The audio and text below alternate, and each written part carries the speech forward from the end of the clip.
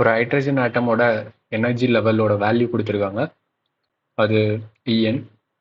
So En equal to -0.85 electron volt. So இதுலேருந்து maximum எத்தனை transitions அலௌடுன்னு கேட்குறாங்க லோவர் எனர்ஜி லெவலுக்கு. ஃபஸ்ட்டு இந்த எனர்ஜி லெவல் என்னன்னு கண்டுபிடிக்கணும், இந்த என்னோட வேல்யூ என்னன்னு கண்டுபிடிக்கணும். ஜென்ரலாக ஹைட்ரஜன் ஆட்டமில் எனர்ஜி லெவல் எப்படி எழுதுவோன்னா En equal to -13.6 electron volt divide by n².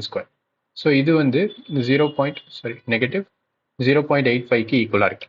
இப்போ நமக்கு இந்த n² வேல்யூ வேணும்னா என்ன பண்ணலாம், n² will become -13.6 divided by 0.85.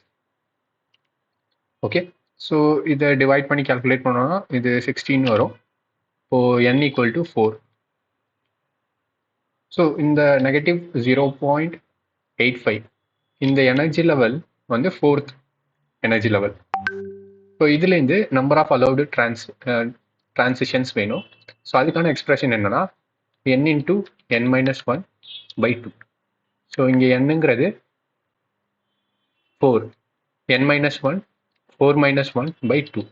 So இது நமக்கு 6ன்னு கிடைக்கும். இப்போ இங்கே ஆன்சர் 6.